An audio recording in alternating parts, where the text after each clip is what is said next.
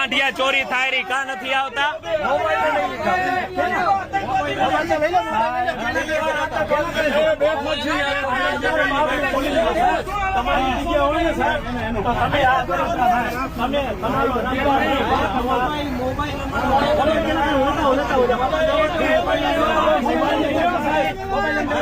Mobile ખેડૂતોના mobile પડાવી લીધા છે. આની પેલા આ સાહેબે ખેડૂતોના પાકીટ પડાવી લીધા હતા. ખેડૂતોની વીટી ખોવાઈ ગઈ, આ સાહેબે હજી નથી આપી. મોબાઈલ બધાના મોબાઈલ લઈ લીધા છે. ગુનો આપણને કાનૂન શીખાડે, દારૂ વાળાઓને શીખાડો ને કાનૂન. થોડુંક તો હા બ્લડ ગુણ હોવા જોઈએ સાહેબ આપણામાં, આપણે કયા બ્લડ માં આવી છે. હા આપણે ક્રોધી વસ્તુ છે. કાક તમારી આ વર્ધીની ઇજ્જત ન કરો કાની, તમારી જનેતાની તો ઇજ્જત કરો. કાક તો સમજો, વિચાર કરો તમે કઈ જનેતાના કુળમાં જન્મ્યા છો. કાક હદ હોય પછી હાવ આવી તાનાશાહી ન હોય સાહેબો.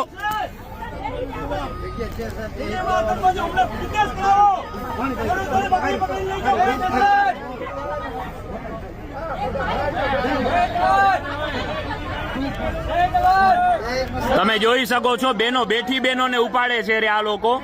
કોઈ જાતનો સંઘર્ષ નથી થયો, કોઈ વસ્તુ. બહેનો ખાલી ભગવાનનું નામ લેતા હતા, એ લોકોને ઉપાડ્યા છે આ લોકોએ. આ પોલીસ તંત્રનું કામ તમે જોઈ શકો છો કે જે લોકો દારૂના હપ્તાઓ ખાય છે, દારૂ ઉપર નફિયા વાળા આજે પોલીસ વાળા આપણને આજે મારે છે. આ રહ્યા ગઢવી સાહેબ, જો પીએસઆઈ અહીંયાના છે, સાગર સાહેબ.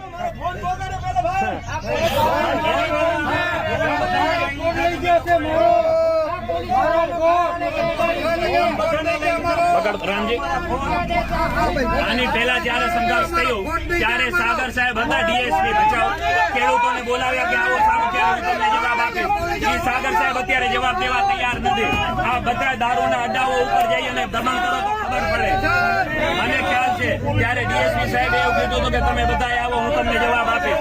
હજી કોઈ સાહેબ અમને જવાબ નથી આપ્યા. તો આ કયા હિસાબે તાનાશાહી છે અને કેટલી અમારે સહન કરવી તાનાશાહી? આના કરતા જો સરકાર કહેતો હવે ખેડૂત બધી જ મરી જાય. તો મારું એટલું જ છે કે હવે જાગો અને જાગૃત થાઓ. આ પોલીસ અધિકારીઓનો જે દમનગીરી છે એનાથી અટકાવવા માટે હવે ખેડૂતની જરૂર છે. આ સરકાર જે છે એ પડી ભાંગી છે.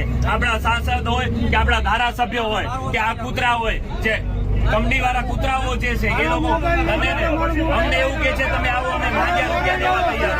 ત્યારે સાંસદ કરે છે. આ વિડીયો જે સાંભળતા હોય ખેડૂતના દીકરાઓ તો બધા આવી જાવ મેદાનમાં. કોઈને કઈ મારી નથી નાખવાનો. આજ અમારો છે.